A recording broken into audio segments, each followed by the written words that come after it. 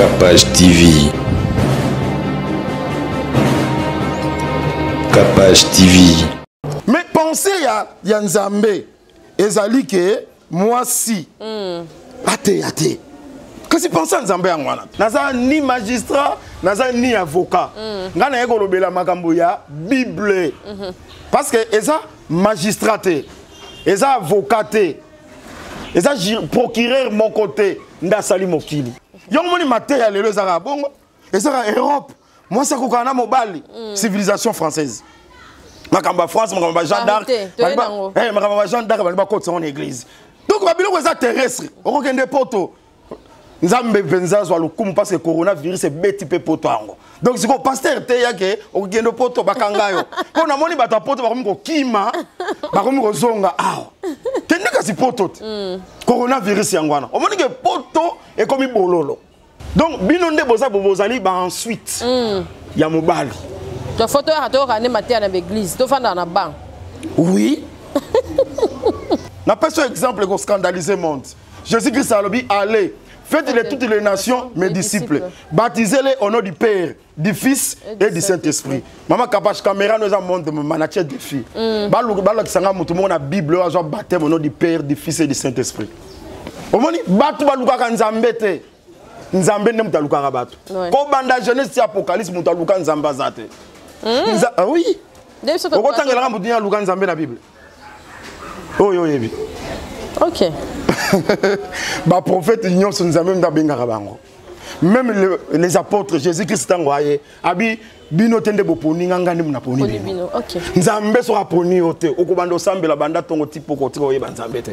Du 1er janvier au 31 décembre saka nazo mona bazo kanga yo place nous ezate place nous Europe. Est-ce que batindi yote ya bongo.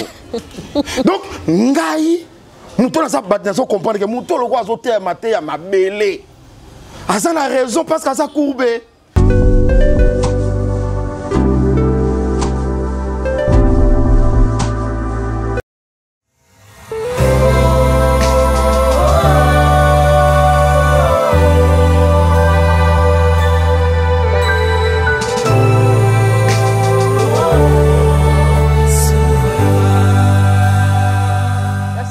Capache vous oriente sur Adona Musique officielle. Abonnez-vous massivement pour suivre le clip Souverain. Tu es souverain, je l'atteste par ce chant. Yahweh, tu es souverain. Déjà mis sur le marché, que l'Éternel vous bénisse. Abonnez-vous massivement. Que le nom de l'Éternel soit loué. Alléluia. Voilà. Mon Jésus,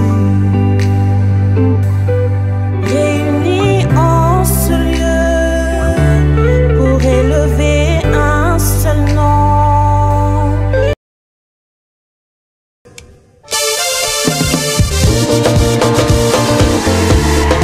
Voici la modernité à Kinshasa. Immeuble Exodus au numéro 10 de l'avenue Ikelemba, quartier Matongé, dans la commune de Kalamou. Référence rond-point Victoire. Exodus vous offre un beau cadre composé de 2 grandes salles polyvalentes de 300 places. Pour toutes vos activités, fêtes, réunions, concerts, etc. Exodus met à votre disposition de bureaux à louer, un parking interne bien sécurisé, un groupe électrogène de la dernière génération et un personnel très expérimenté. Vous qui aimez la différence, propreté et la qualité, venez visiter l'immeuble Exodus. Contactez-nous par téléphone au numéro +243 81 45 63 951 90 30 48 790.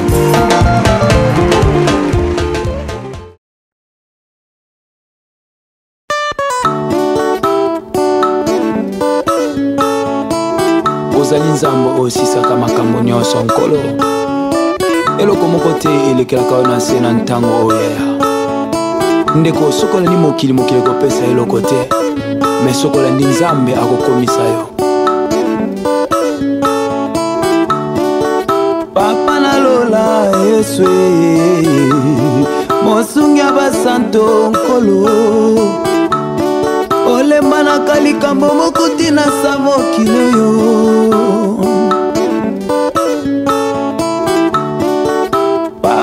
lola Yeswe Mosungia basanto kolo Olemba na kalikambo mokote na samo kilo yonzambe Eloko mokote nzambe elekelaka yo Namona bato baswate lelo bakoma na bozo Na kompani na yo ozakaka kopesa bato misala Yesu Zamba motima malamu nano namona te Zamba motema moboto namona te Atombolaka bato asengaka tambongo te Nzambe Yesu Bienvenue chez nous en tout cas. Merci à Madame Cassie Boutique pour la veste. Merci à Cassie à la Tissingai veste o ya pembe bato nyonso ba fille nyonso o balingaka molato ba o nyonso ba sepela na lamba oyo bo bengika Cassie sports ne le 44 ya Capage télévision bo rozora robe oyo ya semi veste hein? Merci Cassie balambez ebele boyebi ba chemise ba noir et tout ba bleu ba matanga nyonso bolingi ba mariage civil Cassie azawana pona bino en tout cas ba partenaire bako bakisama seko bakisama la jaquette apé a bakisami bientôt bo bando mona e ezaka pona ba maman baza elengi ba maman balata bien ba se présenter bien ne maman Kapachula a se présentaka ba on se balingi lamba on lati bo contacter Cassie Boutique a otekela bino ngo so bolobika totala ki yango na Capage télévision en tout cas prix est abordable. Merci Cassie de m'habiller vraiment dignement. Merci à toutes les mamans, on est partenaire Cynthia Capage, maman Rosette, maman Armandine Mayangi, maman Micheline Mantsengu, en tout cas, maman Baza Ebele ba soutenir Hangai, Emily en Australie, merci en tout cas. Yeso bonigi ba make-up Emily Azawana pour ba make-up original. Vous contactez nga, on peut s'abonner à l'adresse naie. En tout cas, merci à papa Dior, on est sur vraiment ba soutenir Hanga. So ata même dans les cas bazanga et longo. Merci à tout le pasteur, les hommes de Dieu qui me soutiennent. Je le pasteur Emmanuel pour une deuxième fois chez nous dans Capage télévision. Bienvenue papa et bon déroulement à moi de la femme maison qui était bien l'église. Baptême mes allées. Boni. Vraiment. Vraiment. Oui, que tout est collecté émission. Retour les acquis bien. Non, retour ça va. Tout ça qui kimia, nous avons qui biso. Et papa, ce qu'on a l'église, vous savez, on a pour orienter quand même ma jeune sœur, ma jeune mariée. Bon, biso dès qu'on a l'obaki la fois passée, tous autres mois-ci, nabisika naie kolandisama liloba ya Nzambe. OK. Donc on a ba jeune sœur, bazo respecter ba borne oyo parole et placer ba ondeni ba ko se comporter na kati église, c'est-à-dire na kati église il y a ezakaka na likambo tali ministère ya parole te. OK. Toza na ministère ya parole Éphésiens chapitre 4 verset 11. Muna balobi, il a établi les uns comme apôtres, comme pasteur, docteur, évangéliste. Mais à part ça, tu as un don spirituel. OK. Par exemple, don, il y a prophétie. Par exemple, don, il y a diversité à langue. Par exemple, don, il y a parole, il y a connaissance. Il y a discernement des esprits. Don spirituel, na kati église et sala. Kuna likambotali don spirituel, ils allaient occuper sexe c'était. Na likambotali don spirituel, ils allaient mobile, ils allaient moisi, ou ya zui don a commis membre ya corps ya Christ. C'est que tous comme membre ya corps ya Christ par les dons spirituels. OK. Yangozo mona et siko bande ko bakenda ko bunga. Na question par dans liloba oyo batuna ki Pierre Motuna. Babi homme frère que ferons-nous? Abeza makambo oyo mosakoli Joël alobaki que bana na bino ya basi na ya mibali bako prophétiser pe ba vieillard bako zwa bandoto ndaye kolobake c'est ici c'est que ça prophétie oyo Joël appelle ça qui que na kotindela bino la pluie ya première pe ya arrière saison après cela je répandrai mon esprit sur toute chair. Okay. Vos fils, vos filles prophétiseront. N'est-ce que basi ba toki verset wana. Ndo ba bandi côté ya. OK. Or ce n'était pas ça. Likambo ya ko prophétiser. bana bino mibali na ya basi pasteur mo papa senga version wana oh umoni kasi faka yati olobaki ba omoni bazo kima ba oya baba ya ngaza la posa kutu moko avandi wana sika boy yo ozano journaliste ozano arbitre ozo betsa biso kwa na kati ya bible ndenge kozala malamu c'est que ko prophétiser les a don omoni ndenge critère zo bake moi sinyoso oya ko prier toi ko prophétiser tête non voilée c'est que bazo testa biso déjà que moi si akoki ko prophétiser. Voici les signes et les miracles qui accompagneront ceux qui auront cru. Crie à mon nom. Pour nous, un problème il y a sexité. OK. Problème il y a sexe je ne permets pas à la femme d'enseigner. C'est que l'ikambetali enseignement côté ya kunande ba apôtre ba boyi. Omoni mais les dons spirituels ba sœur ba coquille ko prophétiser bakoki ko ça la libéralité parce que dans la don mon église va se bien on peut don ya libéralité ça dit ko kaba babilo lokola ba dorcas tabita lelo soki dorcas tabita yebana bato ba boti bana o dorcas ayebana te pota côté ya na ko kaba kaka dorcas ayebana na misala malamu OK omoni lelo dorcas atombo amiti atombo amiti maman alobi papa opesinga kanda commenter alobi papa na koki yango te parce que moi si akoki côté ya te ndenge nini moi si fois te ya parce que bango ne mbapesa kabino vie moi si ozoloba wana à côté ya te po azandoki to pas ndenge nini on dirait côté ba maman ba comprendre que vraiment bien te OK et puis ba maman nyonso ba terre ba maman mi kutino ba maman ebele ba comment côté ya biso awa ba te ya lisusu te to ndenge nini OK maman Kapache awa na moni photo joie ba verser voilà. C'est très important. Et gozala malamu mingi. Nazo banda na Esaïe. Na bandi na Esaïe 55. Verset 9. Na bandi ko répondre parce que ça na de comment pas tuna ki motuna. Bango parité. Ezandeli kambotali droit. Mais nga nazo insister maman Kapache que nga o invité nga na qualité il y a un pasteur. Ouais. Naza juriste té. Naza ni magistrat, naza ni avocat. Nga na yeko lobela makambo ya Bible. Parce que eza magistrat té, eza avocat té, eza procureur mon côté nda sali mokili. Ba bibino ba luba bozora peni ba culture na bino boyaka na on église parce que pas ba luba déjà eza matata moi cette terre. Eza ndenge na bino ba pasteur ba luba. C'est vrai. Mais nga yawa natikal ko bimiselo ko moya kasaite. Natikal pe ko mi marate mais tozo sentir. C'est natikal pe ko mi présenter peut-être que na muluba. Na ebite so na émission les gars qui na ba ke na muluba. Théoloba été. Pourquoi ba procès d'intention. On est pas procès d'intention. On a besoin de la raconter. Tala boy. Autant maman et là on a besoin invité yo hein. D'abord on a le souci dans les que nazo invité yo. Yo olinga ba verset biblique parce que c'est la parole de Dieu. Landa malam. Autant les cieux sont élevés au-dessus de la terre, autant mes voix sont élevées au-dessus de vos voix et mes pensées au-dessus de vos pensées.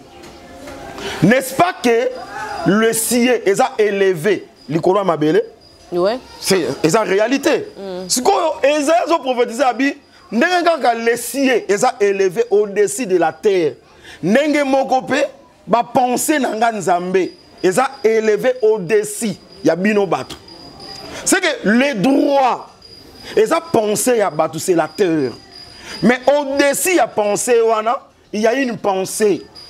C'est que makambo nzambe ezali pensée céleste.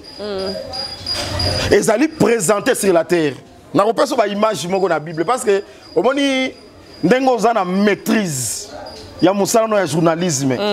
Eza pe na bato nzamba pona apesa bango esprit baza na maîtrise de l'écriture.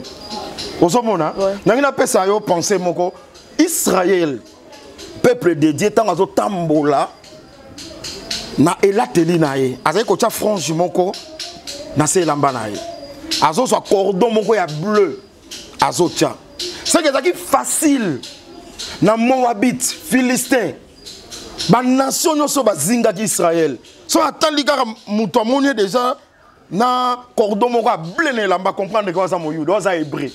Asa peuple moko mis à part. Oui, pourquoi les bleus? Le bleu c'est le ciel.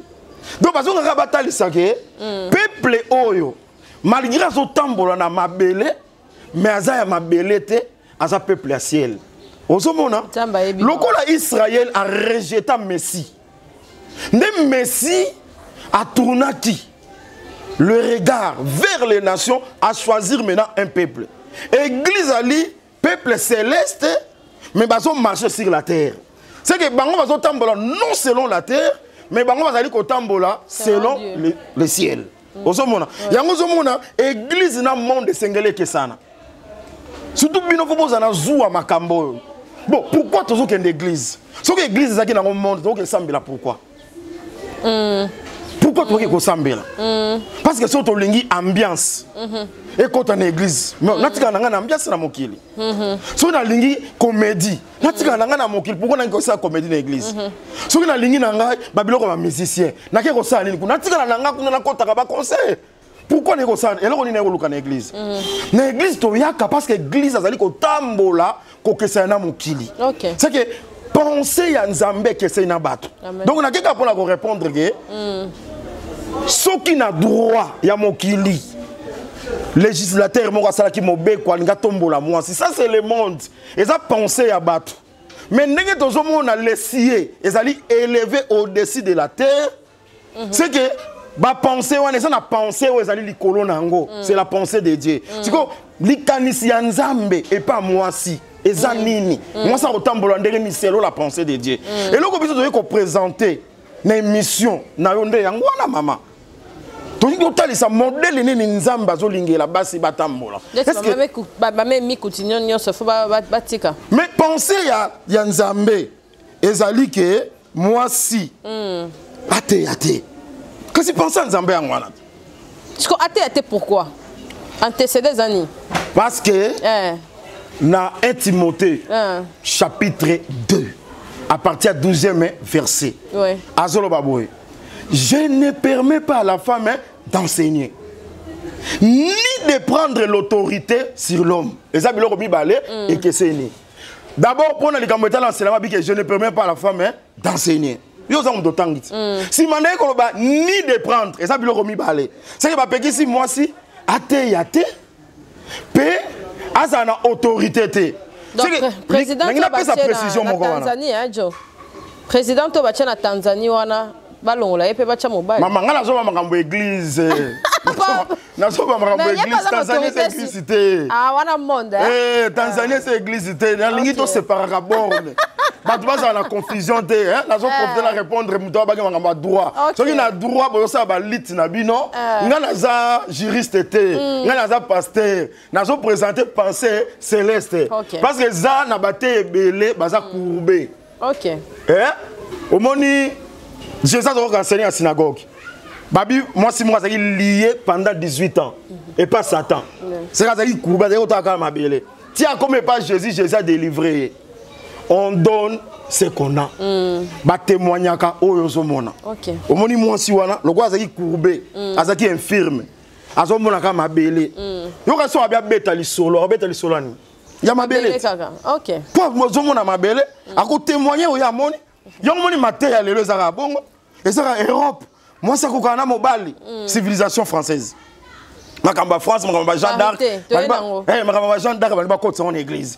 Donc ba biloko za terrestre. O kende poto. Nzambe benza zo lokumu parce que coronavirus est beti pe poto ango. Donc c'est ko pasteur te yake o kende poto bakanga yo. Ko na moni bata poto ba ko kima, ba ko zonga awa. Kende ka si poto. Coronavirus yangwana. O moni ke poto e komi bololo. Si vous battez votre côté à poto, son moni muta au poto, aux États-Unis, au Londres. Comprendre que c'est une femme courbée, envoûtée, Satan lia. Mais ceux qui montent, ils n'avaient déjà lia. C'est grave. C'est que l'église n'y a pas de lia. Les gens ont battu et belé baza lié. Yo sko koye bango makamona zo zo makamona spirituel. Yo koye bango ndenini. OK. Donc on a ça biso ça courbé. Ya zo mona mabele ba téméraire lo zo mona mabele zanini. Mais c'est l'Europe. Ndenge Satan lobaki soki kako adorer nga. Na sur tous les royaumes du monde. Et ça y est, les royaumes du monde, États-Unis, France, on m'a monté du 1er janvier au 31 décembre ça. Dans ce monde bazo kangayo place nous place nous Europe.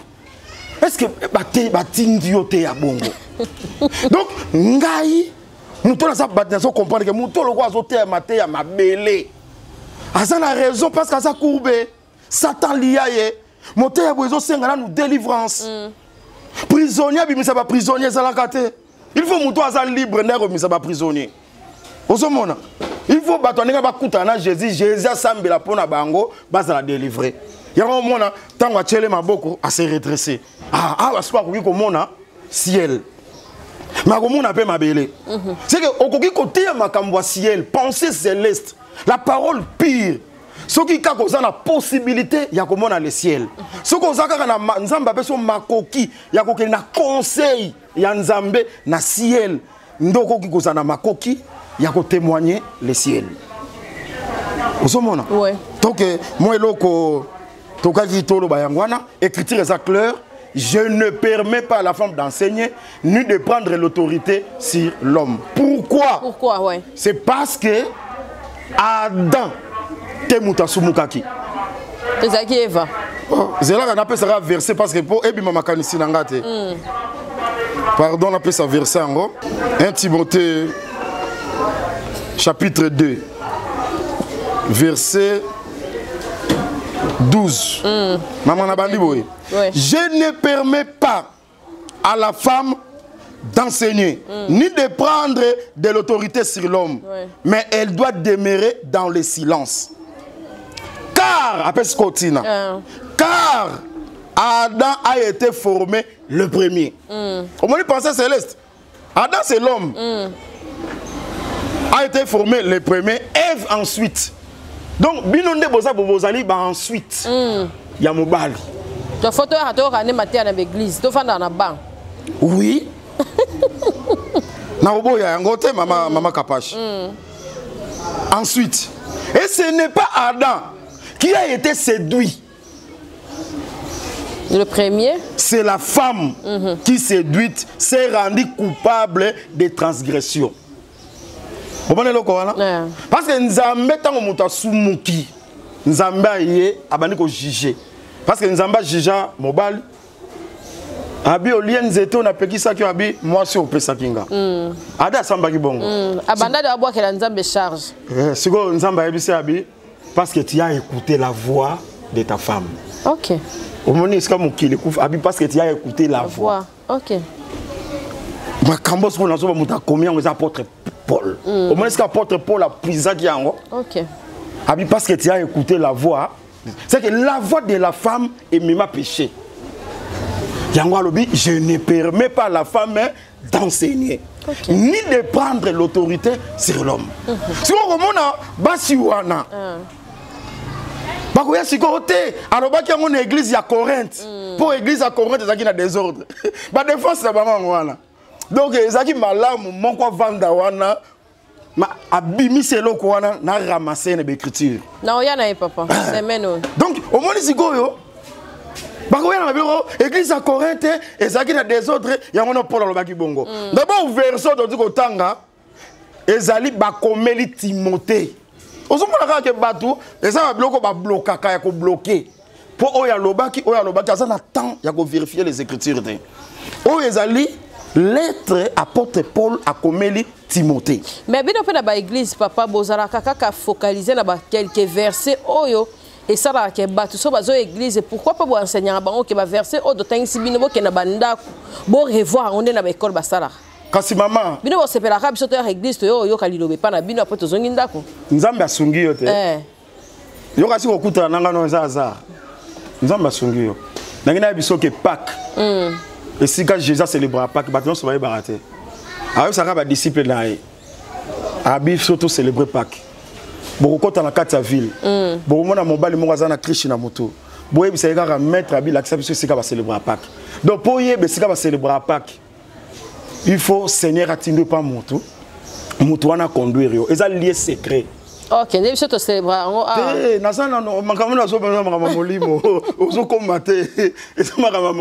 Ce sont des images. Ok. L'Ipana 20 aujourd'hui, c'est la parole. Ok. Donc, nous avons une vraie parole. Et ça, lié secret. Pour découvrir en gros, il faut mettre dans nos yémoko à orienter. C'est que les sectes, les chrétiens. Motomo akoya pas tata. On est passé là, babiloko bino bolubahawan. Banane bazo ça là. Bata secte. Les secrets d'abord faut mutunda orienter. Na habite ça on comprendre. Na comprendre yango na lobby. La parole pure. Où est allé le pain sale le vin. Ouais. Le vin. Où est allé interprétation nango. Po yo li yango. Soki nzambe asimbi motema na yo te. O découvrir yango te. OK. Donc yango zo mona fausseté za. O mona eloko malamu.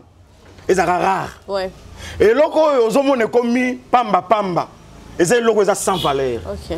Donc nous allons répondre au rapport que la vraie parole. Ce qu'on kutani na ngweza ngolu. O je pas nzambe. Ya on a biso que maman kapache. O zupe ngolu ko ka makambo. On est dans sa émission bo.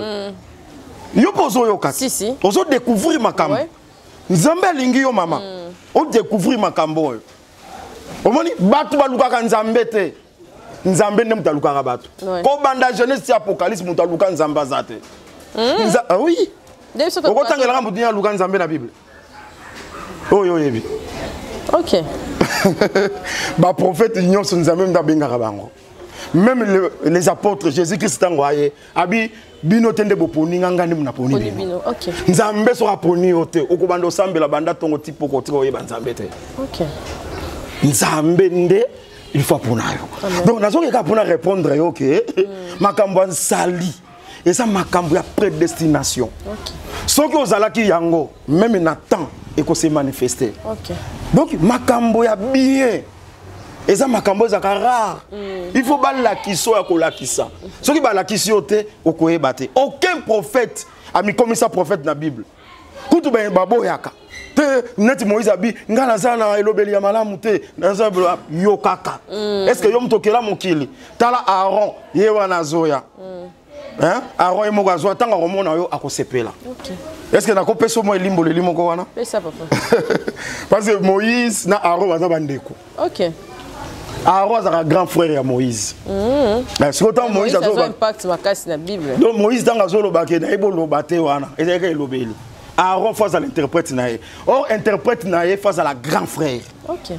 C'est comme Moïse a lobby, l'Éternel votre Dieu suscitera au milieu de toi un prophète comme moi.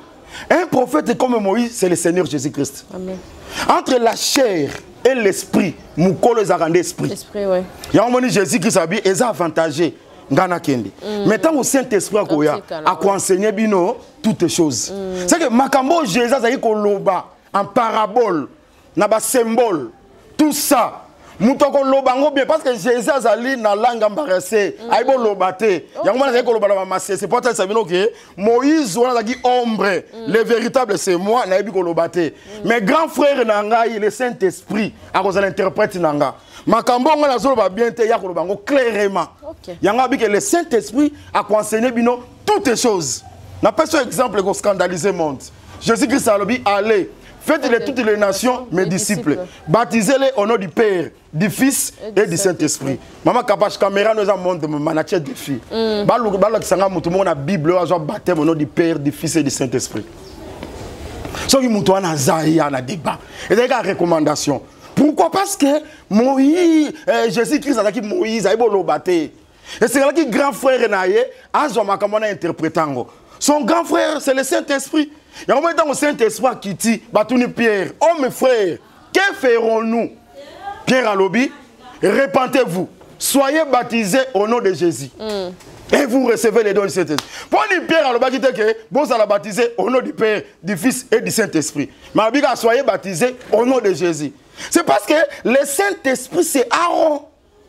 Makambo Jésus a interprété clairement. Pour nous le baptême c'est au nom de Jésus. Le baptême est au nom du Père, du Fils et du Saint-Esprit. Bon débat de babon ça blasphème. Quand c'est nation qui est basée sur la maîtrise de ma comité. Ah, basée sur la maîtrise de ma comité. Ce qui est dans la Bible. Papa Emmanuel, ah, faut bien le prophète Jano, hein? Ben, ciao. Maman Kapache. Obi ke mukolo yo. Yo, ça dispo mukoni. Pour tout début de semaine. Pour tout côté des émissions. Après prochainement, on ciao devant. Non, même vendredi, on a dispo. Vendredi. Ponga, ozo le telanga makas. Il faut que nous soyons la Bible. Ok, donc on a une parenthèse. C'est clair, dans la Bible. Ma pesi nzelate na mwasi ateya. Na bakisi deuxième verset. Ouais. Na bakisi deuxième verset rapidement. 1 Corinthiens chapitre 14 verset 34. Na bandata na verset 33, na bandata na verset 33. Car Dieu n'est pas un Dieu de désordre, mais de paix, comme dans toutes les églises des saints. Comme dans toutes les églises des saints. Que les femmes se taisent dans les assemblées, car il ne leur est pas permis d'y parler, mais qu'elles soient soumises selon que dit aussi la loi. C'est que mon bé copé loba ango, ba apôtre pe baye ba lobi ango, que moi ça la soumise, na kati ya lo sambo, moi c'est vanda kimia. Vraiment. So, donc, ba recommandation apostolique. Muntu akoki ko renverser yango azate. So ko renverser yango, yango ne ba benga yango transgression ya loi, c'est le péché. Péché ezali ko buka mobeko. Omoni nazo exemple na ibandeli. Okoki kolia banzeto nyonso mais oyo kosimba te. Soki ada simba kate anga péché te. Tango kaka évaluer a pesi mobali na ye, wazaki pembeni na ye, babiloko eza wana, omoni babiloko nyonso eza ba mate ya bato basota kango. Parce qu'en réalité muto alia, même Paul explique kango, muto alia kezaki nde Ève. Ouais. Adam pa ebaki ke mbumo ebomaka. Nzamba bisa nga déjà que son alia ngo na okufa. Mais sur alia ngo pourquoi? Pourquoi? Bolingwa mwasi. Talika mwasi, bon, na participé na liwa mwasi. Nde mobali azui ali. Mais apôtre a présenté biso de Adam. Adam terrestre na Adam céleste. Adam terrestre liwe continent nzela naye. Adam céleste vie et continent nzela naye. Nous avons dit Adam céleste c'est le Seigneur Jésus-Christ. Amen. Ouais mais biso la vie. Ozomone loko wana c'est que humanité nde péchaki. Christ a péché parce que tant vous évaluez péché jusque là pas Ève, ça qui pas Adam te. Adam a dit sans péché, Ève n'a péché. Adam participait na péché de Ève. Nous avons dit Adam y a solo c'est Christ. Tant que l'humanité péché, Christ a dit sans péché. Mais il s'est fait pécher pour Nabiso. Ok. Vous voyez alors, nazongi, on a des personnes qui matière pour Nathalie Soke. Bible, les a un langage. Oyo, ce qu'on bengami na ministère T, on peut expliquer en côté. Parce que l'apôtre a dit toute écriture est inspirée de Dieu pour nous enseigner. Écriture nous sur la Bible est inspirée. Matière ezali wana. Le nom matière ezaka aucun de poto wana vraiment na insister yango. Okobala, bakangio. Donc, il verset Zali, il y a côté à bateau pour révéler des choses cachées. Où est-ce qu'il y a Nini. Donc, la guerre est pour nous côté l'isake. Tango Adam allié, tango allié. Kolia wana ezali a boukinde mobeko. Parce que mobeko baki koliate. Tango allié a bouki, yango ba bengi yango péché. C'est que ba verset oyo. Ce qui va nous côté les mélayango, par contre, kende na ba raison ebele. Oh basinde, bangonde ba monaka lise kwa Yesu liboso. Moi banzela na bangonde so ba kimanga wana. Na yebi yango bien. OK. Mais misuzo o ba Déborah o ba Esther nako bazala wana. Ba aoya. Aoya. Bazala na bango ata 400. Même 850 ngana ozanga moko. Même 850 otandi na ozagwala Eli. Devant 400 prophètes, Yabal, 450 y a starté. Ngana ozalanga moko. Tokotala Nzambe ana ko répondre par les faits. Amen. Merci Motola Nzambe Emmanuel Diloba pour nous clôturer l'émission de Lelo. Merci pour la participation sur Lelo. Nzambe apambola ba internaute nyonso. Amen. Apambola Kapache TV. Amen. apambola peyo Amen. na musala kitoko sala. Amen. Une fois de plus nzamba apambola po Amen. ondimio yamba ba vrai. Tikala na ba vrai. Soyi ba faux ba noya na bango ba ya po biso to soka matière neni to wanda ko éclairer ba na nzambe. Po photo éclairer ba na nzambe. Vraiment nzambe apambolo mingi. Merci papa. Chers internautes, parole pure yango. Et ça parole bonko soki osa spiritualité au comprendre en côté. Pour comprendre il faut ça spirituel, faut en avoir sentiment. Ya nzambe na kati na yo. Alors ngana benga kango habit sans couture. Hein? Au moment lambo yezo alataki, ils habit sans couture. OK. Ils ont forme. Azaka mazuma lamba monga mizingi. Le fils de l'homme, azana sika ya kotia mutu me batu balanda kai. Amen. Me batu nyo sote. Bolanda Jésus na faiblesse na ye. Bolanda te po makamute po za na aspect ya ko plaire batu. Ndé batu bazon ngaba bongisa. Ils ont quoi parole oh. Tant to ke Bible zo ke je ne permets pas la femme de la scène batu bamona makasi. Batu bamona makamwe za na forme te. Et lamba yezo ngwana, ils ont la forme. Mais moi si a perte ya sang. Soka lobika ke ache fois bi lamba so na simbi yango. Problème nanga ekosila. Soki pa ka simbi. Et lamba batu bakochola. Mais ememi guérison. Et pas moi si mon gars souffre qui pendant 12 ans. Amen. Comment ni ndé évangile. C'est que montre soit Rolanda. Évangile na sentiment noble. Na so croire que évangile et ko bénir yo. Parce que na kati il y a évangile bénédiction ezali. Amen. Bénédiction ezali, puissance à ko guérir ezali, puissance à ko sala ba miracle ezali. Amen. Montre so d'ailleurs Rolandi ngo déjà. Le Seigneur Jésus-Christ, par sa puissance, a simbayo, a fait son guérison, a fait son miracle, a fongolo la porte. Vous avez que Luca, aux zoarté, à cause de la parole, le Seigneur a fait la grâce. Parce que, comme ami, dans leur détresse, attendez la qui bango, délivrance était, miracle était, guérison était. Dans leur détresse, attendez la qui bango, parole et guérissa qui bango. Amen. C'est la parole de Dieu. Ce qu'on considère la parole de Dieu et qu'on guérir et qu'on faire un miracle et qu'on délivrer, le juste vivra par la foi. Ce qu'on dit la parole on va la guérir. Ce qui besoin nabiso ekozala que tout ça la prière même à distance. Tout qui kosala ngo toza ba wumbu na bino. Koza mosala nzambe za kozala galon, kozana ba galon te ko comme lolendo comme la star te. Jésus-Christ a dit que les disciples à l'objet, il y a les bosso 4 nabino, il y a serviteur ba misusu. Biso za ba serviteur ba misusu. Donc, vous avez besoin de prière, au bengi biso, même à distance si quand soki kozala, Zambe a ko pesa biso tango, mondela sa facilité wa makambo ba WhatsApp na ba nini, to ko sala ba prière, Nzambe a ko sunga yo. To benga mi na kombo ya Pasteur Emmanuel Tumba. Amen. Parce que Emmanuel basé na pasteur Emmanuel kombo langa Emmanuel Tumba kombo langa ngwana na zo sala musala na assemblée des saints où ils ont mis na Kingasa ya Suka avenue Koli numéro 7 numéro na biso je crois na bas écran et kozala une fois de plus ma kola pambolo mama apambola pe ba internet nyonso. Merci. Comme na suka nzambe ya pambola ba onyo so balandi biso numéro ya papa Emmanuel Ntumba ndenga biso eza wana affiché bobenga moto na nzambe ba question mususu o biso tozui limite ye moko aza wana vraiment pour la précision ba to ba linga ba séminaire contact prière papa Emmanuel Ntumba aza wana pour na biso nyonso. Merci na ba o balandi biso prochainement to roya na détail to roya na deux pasteurs oh ils ont intervenu pour la maman na pasteur pas à ba preuve na que maman côté até ba maman veut bazali ba pasteur oh bozali partout bozali émission yango oza maman pasteur au théaka oyebi lo ba nzambe yaka au défendre ba maman pasteur au pe bazé belé na ba cher que l'Éternel Dieu vous bénisse.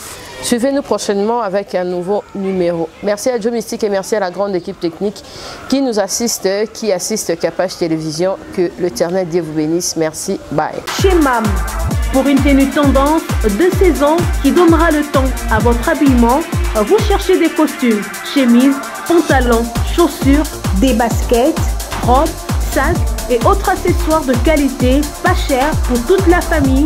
Découvrez notre collection.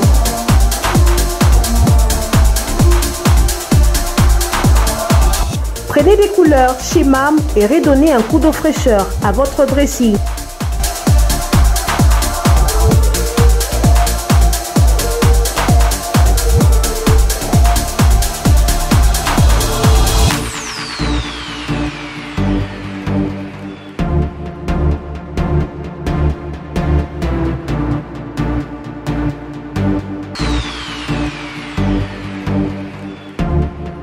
Réenchanter les fêtes avec des idées lumineuses à offrir en cadeau.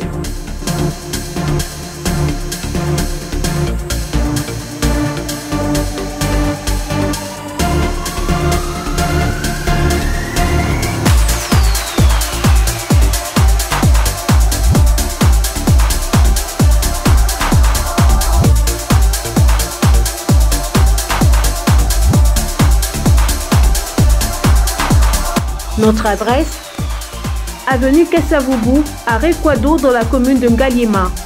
Pour tout contact, appelez-nous au +243 81 07 58 832. +243 99 99 25 124. Ouverture du magasin de lundi à samedi de 7h à 19h, dimanche de 10h à 19h.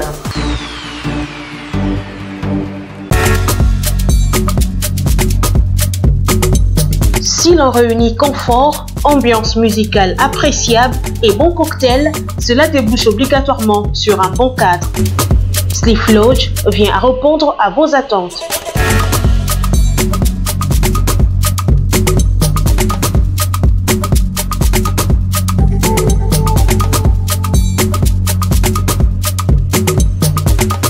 Avec un flat hôtel répondant aux standards internationaux, lounge bar chic avec un cocktail subtil, boîte de nuit branchée, disponible pour vous de vendredi à dimanche.